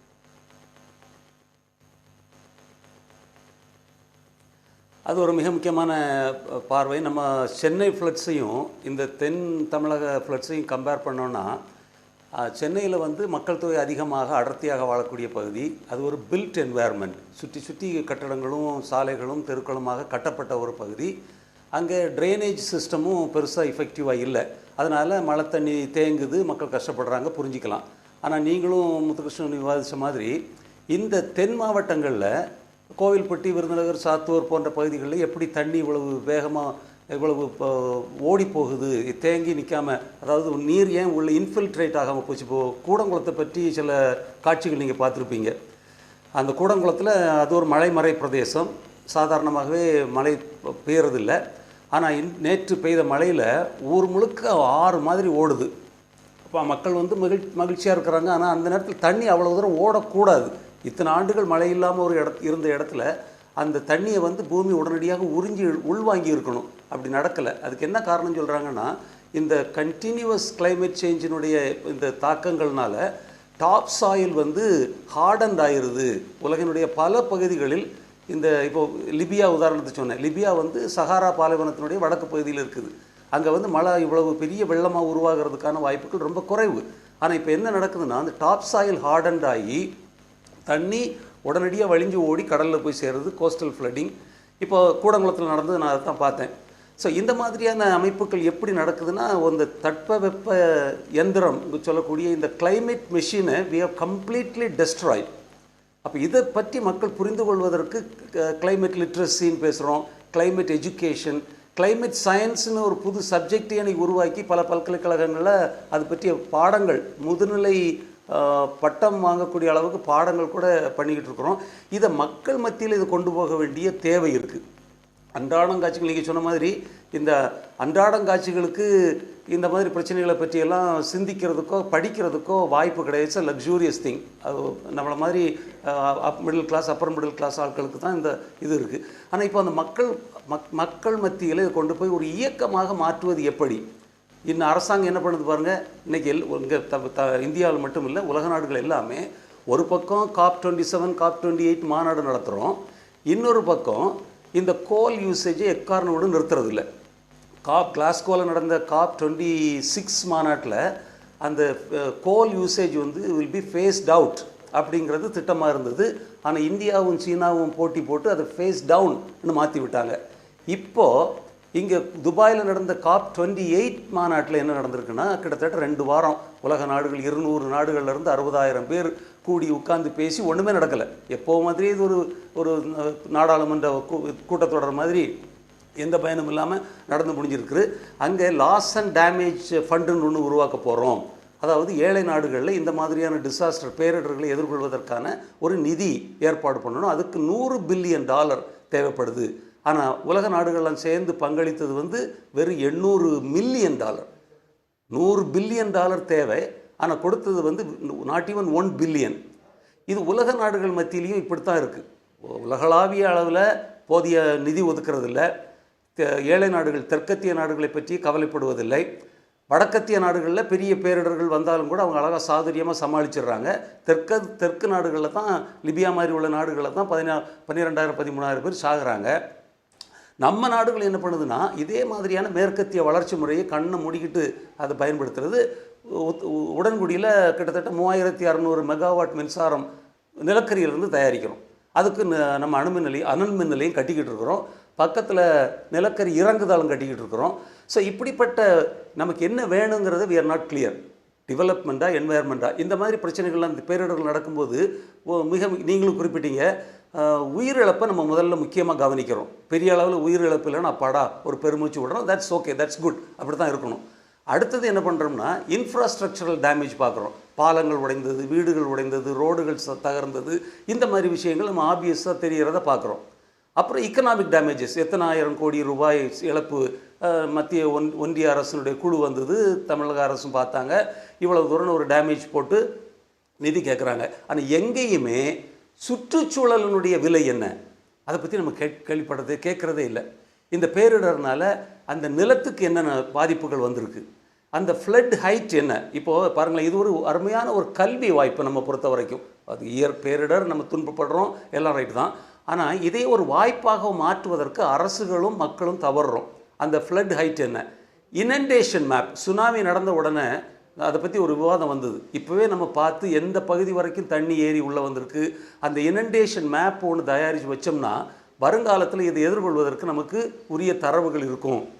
இப்போவுமே இந்த 4 மாவட்டங்கள்லையாவது குறைந்தபட்சம் எங்கெங்கே தண்ணி அதிகமாக வந்தது, எங்கெங்கே எந்த டெப்த்தில் ஃப்ளட்டு வந்தது, அந்த இனண்டேஷன் மேப் என்ன, எந்த பகுதியில் மக்கள் அதிகமாக பாதிக்கப்பட்டாங்க, நிலத்துக்கு ஏற்பட்ட, பயிருக்கு ஏற்பட்ட, விவசாய விளைநிலங்களுக்கு ஏற்பட்ட பாதிப்புகள் என்னென்ன, இந்த மாதிரியான தரவுகளை நம்ம எடுத்து வச்சு வருங்காலத்தை நம்ம திட்டமிடாத பட்சத்தில் நம்ம திருப்பி இதே தான் பண்ணிக்கிட்டு இருப்போம். சென்னையில் நடந்தது பாருங்கள், 2015 வந்தது. அப்புறம் ஒரு வாரம் கழித்து சைதாப்பேட்டையில் குடி தண்ணிக்கு பிரச்சனையை மக்கள்லாம் குடத்தை எடுத்துகிட்டு ரோட்டில் உட்காந்துருந்தாங்க, நான் கண்ணால் பார்த்தேன். ஸோ இந்த மாதிரி இப்படி வந்த உடனே பாடுறது, அப்புறம் வந்த பிறகு மறந்துடுறது, இதே மாதிரி பழையபடி அரசாங்கங்கள் அனல் மின் நிலையம் கட்டுறது, ஆயில் இன்ஸ்டலேஷன்ஸ் உருவாக்குறதுன்னு இதே தவிர நம்ம திரும்ப செய்துட்டு இருந்தோம்னா I think we don't have time, we are running out of time. இந்த பேரிடர்கள் இன்னும் அதிகமாக வரும், மிக அதிக சக்தியோடு வரும். நம்முடைய அடுத்த தலைமுறை இதை எதிர்கொள்வதற்கு தயாராக இருப்பாங்களான்னு தெரியல. இந்த COP28 மாநாட்டில் மணிப்பூர்லேருந்து ஒரு 12 வயசு சின்ன பொண்ணு மேடையில் ஏறி ஸ்டாப் ஃபாசில் ஃபியூவல்ஸ், இந்த கனிம இந்த ஆற்றல்களை உடனடியாக நிறுத்துங்கள், save our planet, save our future. 12 வயது பெண், அது அந்த பச்சை குழந்தை அதனுடைய வருங்காலத்தை பற்றி கவலைப்படுது. ஆனால் நம்முடைய ஆளும் தரப்புகள், நம்முடைய ஆட்சியாளர்கள், இந்த ஆளும் வர்க்கம் அதை பற்றி கவலைப்படலை. நமக்கு முதலாளித்துவம் வேணும், நமக்கு நுகர்வு கலாச்சாரம் வேணும், நமக்கு இண்டஸ்ட்ரியலைசேஷன் வேணும், பொருட்களை உற்பத்தி பண்ணணும், மக்கள்கிட்ட விற்கணும், காசு பண்ணணும். இப்படியே போயிட்டு இருந்தோம்னா I think we are going to hit the wall very soon. தொடங்கிட்டோம் தான் நினைக்கிறேன் நான். irreparable damage பண்ணிட்டோம். இப்போவாவது நம்மளுடைய பயன்பாட்டையும் வளர்ச்சியின் குறியீடா பார்க்கக்கூடாது. அதனால வரக்கூடிய வெப்பமாதல், அது ஏற்படுத்தக்கூடிய பாதிப்பை கணக்கில் எடுத்துக்கொள்ள வேண்டும் அப்படின்றது உலகம் முழுக்க தீவிரமாக பேசப்படுது. வளரும் நாடுகளான இந்தியாவிலையும் நீ அதை பற்றி இன்னமும் தீவிரமாக பேசக்கூடிய தேவை எழுந்திருக்கு அப்படின்றது இந்த சம்பவம் உணர்த்துது அப்படின்னு சொல்கிறீங்க. திரு சூர்யா சேவியர், ஸ்ரீவைகுண்டம் அப்படின்னு ஒன்று எடுத்துக்கிட்டா, பொதுவாக தேரிக்காடு அந்த பகுதி, அங்கே வருடத்தில் பெய்யக்கூடிய மழையை விட இவாப்ரேஷன் அதிகம் அப்படின்னு சொல்லக்கூடிய ஒரு பகுதி. அங்கே பெய்கிற மழையை நல்லா சேமித்தாதான், மிக அதிகமாக சேமிக்கிறதுக்கு முயற்சி எடுத்துக்க வேண்டிய ஒரு பகுதின்னு சொல்கிற பகுதி. அங்கேயே 62 சென்டிமீட்டர் பெய்திருக்கு. திருநெல்வேலி, தூத்துக்குடி இந்த கனமழை, பெருமழை சொல்லக்கூடிய செய்தி என்ன? உங்கள் நிறைவு பார்வை என்ன திரு சூர்யா? அதாவது பொதுவாக இப்போ எல்லாம் இங்கே அரங்கில் விவாதித்த பெரியவர்கள் எல்லாம் சொன்னது போல் இயற்கை குறித்தான ஒரு புரிதல், ஒரு இயற்கை ஏதோ மக்களிடம் சொல்ல துடிக்கிறது. இயற்கையை நாம் எந்த அளவிற்கு இம்சித்திருக்கிறோம், அல்ல இயற்கையை எப்படி நேசிக்க வேண்டும், இது போன்ற ஒரு செய்தியை அது சொல்லிக்கொண்டே இருக்கிறது. அது சுனாமியாக இருந்தாலும் சரி, அல்லாட்டி புயலாக இருந்தாலும் சரி, இது போன்ற மிகப்பெரிய மழைப்பொழிவுகளாக இருந்தாலும் சரி. ஆனால் ஒரு விஷயத்தை ஒரு வார்த்தையில் மாற்றுகிறோம். அதாவது பருவநிலை மாற்றம். பருவநிலை மாற்றப்பட்டது தான் என்பதுதான் உண்மை. அப்போ பருவநிலை மாற்றப்பட்டதற்கு யார் காரணம், எப்படி அது மாறி இருக்கிறது, அதிலிருந்து எப்படி தடுத்து கொள்ள வேண்டும் என்பது போன்ற ஒரு இதெல்லாம் நம்ம ஒட்டுமொத்த இது இன்னைக்கு இங்கே நாளைக்கு திருச்சியிலேருந்து, ஏன்னா 77 அப்படியே காவிரிக்குள்ள ஒரு புயல் பரவி திருச்சியை மிதந்த வரலாறும் இங்கே இருக்கிறது. எனவே இது தென் மாவட்டம், வட மாவட்டம், சென்னை இல்லை, ஒட்டுமொத்த ஒரு மனிதர்கள் வாழக்கூடிய பகுதி என்ற முறையில் தான் நாம் பார்க்க வேண்டும். இதில் ஒரு புறம் 1965 என்பதை விட 1965 மேற்கு தொடர்ச்சி மலை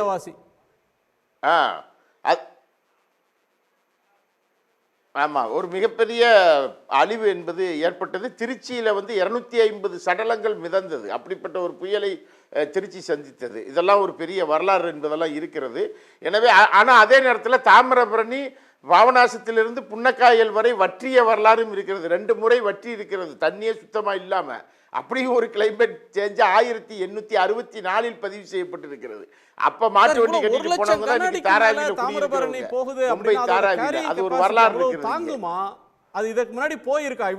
இவ்வளவு கரை புரண்டு, அது வற்றாத ஜீவநதி அப்படின்றத பார்க்குறோம். ஆனால் இவ்வளவு கரை புரண்டு போகக்கூடியது அடிக்கடி நகர்ற ஒரு நிகழ்வா? 10 ஆண்டுக்கு ஒரு முறையானு இப்படி நடந்திருக்கா?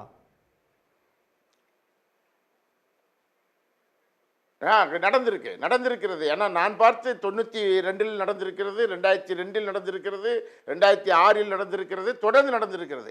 ஆனால் ஒரு பெரிய அளவிற்கு, அதாவது ஒட்டுமொத்தமாக இவ்வளவு மழைப்பொழிவு இல்லாமல் போயிருக்கிறது, நடந்திருக்கு. ஆனால் இப்போ ஒட்டுமொத்த மழைப்பொழிவு, நீங்கள் ஸ்ரீவைகுண்டம் பாதிக்கப்பட்டதுக்கு என்னன்னு கேட்குறீங்கல்ல, நீங்கள் சீவலப்பேரி வரைக்கும் எல்லா ஆறுகளும் ஒன்று சேர்ந்து விடும், 137 நதியும் சேர்ந்துடும். அதுக்கு அடுத்து அது ஸ்ரீவைகுண்டம் போகும்.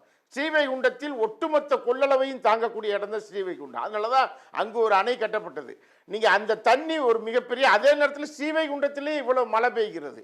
அப்போ அந்த பாதிப்பு என்பது ஒட்டுமொத்த தண்ணி அங்கே போய் முட்டுகிற பொழுது அங்கே ஒரு பெரிய பாதிப்பு உருவாகிறது. இப்படித்தான் பார்க்க வேண்டியிருக்கு.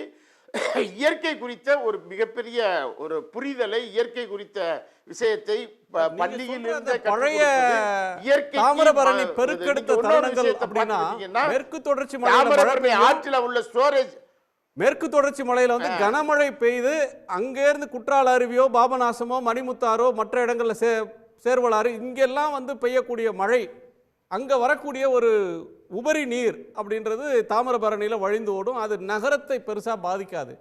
கரையோரத்தில் ஏதேனும் குடிசைகள் இருந்தால் பாதிக்கும்.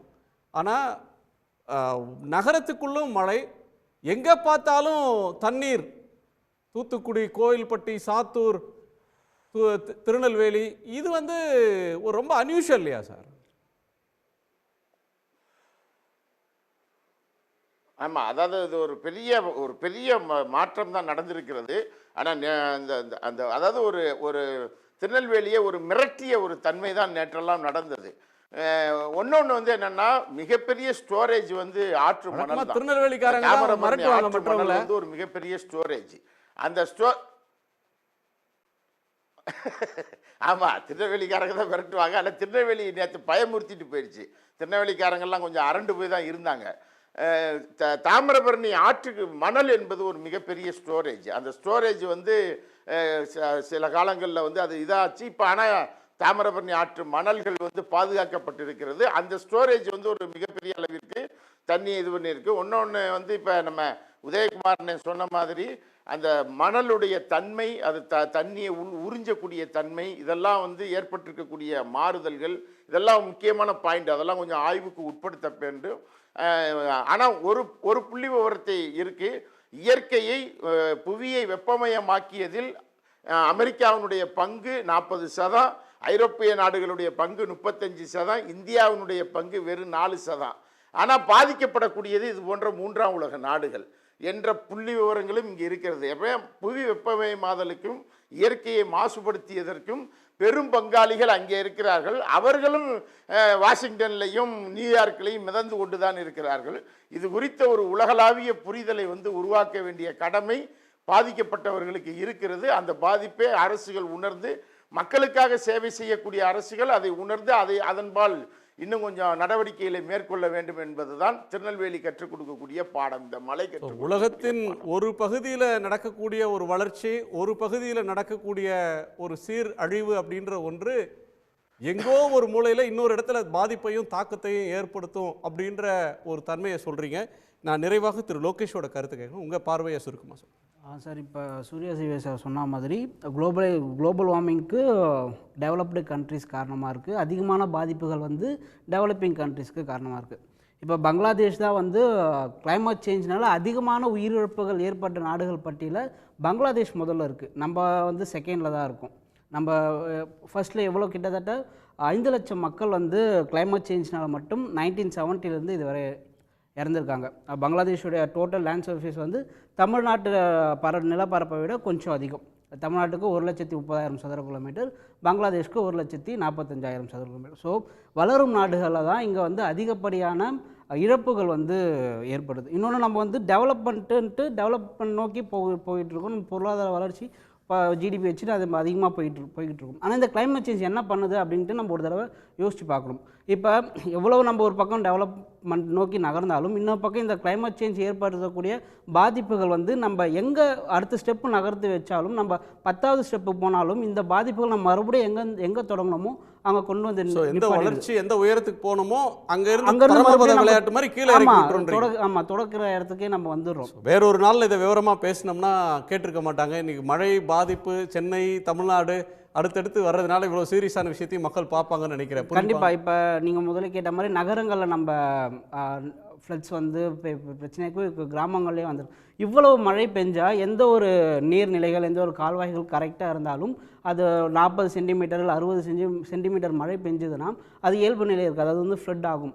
ஸோ அப்போ இங்கே வந்து நம்ம நீர்நிலைகளை பாதுகாக்கிறது முக்கியமாக இருந்தாலும், இத்தனை ஆண்டு காலமாக நம்ம வந்து மான்சூனுக்கு தான் ப்ரிப்பேர் ஆகிருந்தோம். இப்போ நம்மளுக்கு தென்மேற்கு பருவமழை வருது, இல்லை வடகிழக்கு பருவமழை வந்தது அப்படின்னா அதுக்கு ஒரு 2 மாதத்துக்கு ப்ரையராக ரொம்ப இம்பார்ட்டண்ட்டான பாயிண்ட் நீங்கள் சொல்கிறது. இப்போ என்ன பண்ணுவாங்கன்னா, ஒரு பருவமழையை எதிர்நோக்கி டீசல் பண்ணுறது, கால்வாயில் இருக்கிற தூர்லாம் எடுத்து விடுறது, தண்ணி வந்ததுன்னா வழிந்தோடி ஆற்றுக்கு போகட்டும் கடலுக்கு போகட்டும்னு சொல்கிற ஒரு தன்மை, அதுதான் அப்படின்ற ஒரு அம்சமா இருந்தது. இனிமேல் வந்து நம்ம என்ன பண்ணணும் அப்படின்னு பார்த்தோம்னா, இந்த மாதிரி ஒரு எக்ஸ்ட்ரீம் ஈவெண்ட்டுக்கு வந்து நம்ம ப்ரிப்பேர் ஆகணும். வருஷம் இப்போ கனமழை 20 சென்டிமீட்டருக்கு அதிகமாக அவங்க வாழ்க்கை பாட்டை பார்ப்பாங்களா? எக்ஸ்ட்ரீம் ஈவெண்ட்டு அப்படின்னு சொன்னால் அதுக்கு தயாராக இது வந்து அரசு மேற்கொள்ளணும்னு நம்ம சொல்கிறது சார். இப்போ அரசு தான் எல்லாமே செய்யுது, அரசு தான் மேற்கொள்ளணும்.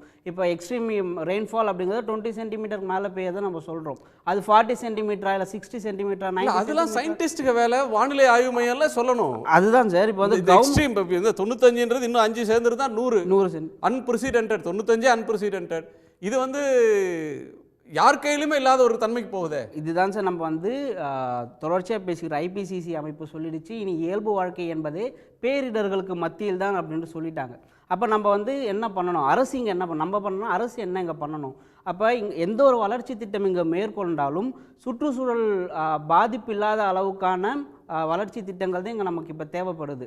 ஸோ இங்கே வந்து நம்ம நீர்நிலைகளை வந்து சென்னை ஃப்ளட்டாக இருக்கட்டும், இல்லை இப்போ ஏற்பட்ட இந்த தென் மாவட்டங்களில் ஏற்பட்ட ஃப்ளட்டாக இருந்தாலும் வளர்ச்சி திட்டங்களை மேற்கொள்ளும் போது சுற்றுச்சூழல் பாதிப்பு இல்லாத அளவுக்கான வளர்ச்சி திட்டங்களை நிறைவேற்றணும். கரெக்ட். நம்ம கொண்டு ஒரு வடிகால் அப்படின்ற ஒன்றோ நீர்நிலை அப்படின்ற ஒன்றோ கூட அதுக்கான தாங்கு திறன் அப்படின்றது லிமிட்டட். ஒரு இயல்பான மழை பெய்தால் அது வந்து தாங்கும், பருவமழையை அது தாங்கும். அதை தாண்டி புயல் வெள்ளம் அப்படின்னு வருகிற போது அன்யூஷுவல் ரெயின்ஸ்னால் அதனுடைய தாங்கு திறன் கிடையாது. அதை தாண்டி தான் சேதங்கள் இருக்கும் அப்படின்றத நீங்கள் சொல்ல வரீங்க, நான் புரிஞ்சுக்கிறேன். திரு சிற்பி, உங்கள் நிறைவு பார்வை. இதில் வந்து ஆக்சுவலாக ஓவராலாக பார்த்தீங்கன்னா ஐபிசிசி சொன்ன பாயிண்ட்லேருந்து ஒரு சின்ன இன்ட்ரெஸ்டிங்கான விஷயம் எடுக்கிறேன். 1990க்கும் 2010க்கும் இடைப்பட்ட காலத்தில் வந்து சைனாவோட கோஸ்டல் நகரங்கள், அதே மாதிரி அமெரிக்காவோட கோஸ்டல் நகரங்களில் வந்து ஒரு ரேப்பிட் கான்கிரீட்டைசேஷனும் ஒரு ரேப்பிட் அர்பனைசேஷன், ரேப்பிட் டிரான்ஸ்போர்ட்டேஷன், இந்த மூணும் வந்து அதில் வந்த டேமேஜஸ் பார்த்தீங்கன்னா என்டையர் கோஸ்டல் டவுனில் நடந்த டேமேஜஸை வச்சு பார்த்தீங்கன்னா பிறகு 2010க்கு பிறகு ஐபிசிசி கொடுத்த இன்புட்ஸ் பிரகாரம் இன்றைக்கி வந்து சைனீஸ் கோஸ்டல் நகரங்களையும் சரி அமெரிக்க கோஸ்டல் நகரங்களையும் கான்கிரீட்டைசேஷன் சப்ஸ்டான்ஷியலாக குறைஞ்சிருக்கு. ஆனால் இந்தியாவை பொறுத்த வரைக்கும் பார்த்தீங்கன்னா கடந்த 10 வருஷத்தில் கோஸ்டல் டவுன்ஷிப்போட கான்கிரீட்டைசேஷன் விச் ஆக்சுவலாக என்ன சொல்கிறாங்கன்னா சீ சர்ஃபேஸ் டெம்பரேச்சரை ரைஸ் பண்ணுறது 3 டிகிரி to 4 டிகிரி. இப்போ நம்ம பேசக்கூடிய திடீர் மழைக்கான மெயின் காரணம் இந்த rapid கான்கிரீட்டைசேஷன் towards the coastal townships. அது நீங்கள் கல்கட்டாலேருந்து ஆரம்பித்து இந்த சைடு பாம்பே டுவர்ட்ஸ் சவுத் வரைக்கும் போனீங்கன்னா இந்த ரேப்பிட் கான்கிரீட்டைசேஷன் எப்படி நம்ம எடுக்க போகிறோன்னு தெரியல. மத்திய அரசும் இந்த என்வாயர்மெண்டல் இம்பாக்ட் பற்றி பேசலை. இயல்புக்கு மாறான வாழ்க்கை, இயல்புக்கு மாறான விபரீதங்கள், இயல்புக்கு மாறான விளைவுகள், இந்த மூணுமே ஒன்றோட ஒன்று பின்னி பிணைந்து சொல்ல வரீங்க. நன்றி. திரு முத்துகிருஷ்ணன், உங்கள் நிறைவு பார்வை. எல்லோரும் ஒரே லைன்ல தான் பேசிக்கிட்டு வர்றாங்க. லக்ஸரி இஸ் கில்லிங் அஸ் அப்படின்னு நான் நினைக்கிறேன். இன்று நாம் சௌரியங்கள் ஆடம்பரங்களுக்குள் சென்று சிக்கி கொண்டிருக்கிறோம். அல்லது இன்றைக்கு நம் மீது திணிக்கப்படுகிற ஒரு வாழ்க்கை முறையின் ஆடம்பரங்கள் இருக்கு இல்லையா, அது நிச்சயமாக ஒவ்வொருவருக்கும் இருசக்கர வாகனம், ஒவ்வொருக்குமான கார், ஏசி, எல்லார் வீட்லேயும் ஃப்ரிட்ஜ் என இந்த நம்மீது ஒரு பெரிய இன்று திணிக்கப்பட்டிருக்கக்கூடிய அல்லது இதையெல்லாம் அடையாட்டி கட்ட வேகாது என்கிற அளவில் நமக்கு அது நம்ம மேல புகுத்தப்பட்டிருக்கு இல்லையா. இதுதான் இன்றைக்கு அது இந்தியா வந்து பொருளாதாரம் மிக வேகமாக வளர்கிறது. இந்தியாவில் தான் அதிகமான கார் விற்பனை. ஒவ்வொரு காலாண்டிலும் 2 வீலர் விற்பனை அப்படின்னு எடுத்துக்கிட்டால் இந்தியாவில் ஒரு காலாண்டை விட அடுத்த காலாண்டு, கொரோனாவுக்கு பிறகு பார்த்தீங்கன்னா கடந்த 20 வருஷம் நீங்கள் ப்ரைவேட்டைசேஷன் வந்த நாளில் இருந்து இந்த நுகர்வு அப்படின்னு நீங்கள் பார்க்குறீங்க. ஆனால் இது பொருளாதார வளர்ச்சியின் குறியீடு அப்படின்னு இன்னொரு தரப்பு பார்க்குது. இந்தியா வளர்கிறது. அது வந்து தனிநபர் ஏசி கம்பெனியாக அவங்களுக்கும் குரோத் இருக்குது, 2 வீலர் 4 வீலர் அவங்களுக்கும் குரோத் இருக்குது. ஒரு 5லேருந்து 10 வருஷத்துக்குள்ளே தான் மெட்ரோ ரயில் பற்றிலாம் சிந்திக்கவே தொடங்குற ஒரு நிலைமையை பார்க்குறோம். விமானங்களுடைய எண்ணிக்கை அதிகரிக்குது. ஸோ இந்த வளர்ச்சி அப்படின்றது வளரும் நாடுகளில் ஒரு ஆஸ்பிரேஷனல் சொசைட்டியில் தவிர்க்க முடியாத ஒன்றாக பார்க்கப்படுற நேரத்தில் இதை எப்படி எதிர்கொள்ள போகிறோன்றது ஒரு மிகப்பெரிய சேலஞ்ச். எப்படி இப்போ வந்து கல்வித்துறைன்றது பிரிஞ்சு பள்ளிக்கல்வி உயர்கல்வின்னு பேசுகிறாங்களோ அது மாதிரி இனிமேல் வந்து கிளைமேட் சேஞ்ச் அது சம்மந்தமாகவே ஒரு அமைச்சரவை வேணும், ஒரு அமைச்சர் தேவை. டிசாஸ்டர் மேனேஜ்மெண்ட்னா அதை இன்னும் சீரியஸாக எடுத்துக்க வேண்டிய தேவையை அடுத்து வரக்கூடிய காலங்களை நமக்கு உணர்த்துமோன்னு தோணுது. உங்கள் நிறைய பார்வை இன்னும் ஒரு வரியில் சுருக்கமாக சொன்னீங்கன்னா முடிச்சிடலாம். இல்லை, நிச்சயமாக நீங்க உலகத்தின் மிக வளர்ந்த நகரங்கள் இருக்குல்ல, நீங்க அது மெல்பர்னா இருக்கலாம், லண்டனா இருக்கலாம், எங்க போனீங்கன்னாலும் பொது போக்குவரத்து தான் மிக பலமாக கட்டமைக்கப்பட்டிருக்கிறது, தனிநபர் போக்குவரத்து அல்ல. அதுதான் தீர்வு என்று அந்த நகரங்கள் நம்புகிறது. அப்ப அப்படியான பொது போக்குவரத்துகளை பலப்படுத்துவது இன்றைய ஒரு பெரிய முக்கியமான ஒரு தேவையாக இருக்கிறது என்பதுதான் என்னுடைய நிறைவு கருத்தாக நான் சொல்ல விரும்புகிறேன். நன்றி நன்றி நன்றி. உங்க அனைவருக்கும் நன்றி. மீண்டும் சந்திப்போம். இது கேள்விக்களம், மக்களின் மேடை. உடனுக்குடன் செய்திகளை தெரிந்து கொள்ள சன் நியூஸ் பெல் ஐகானை கிளிக் பண்ணுங்க.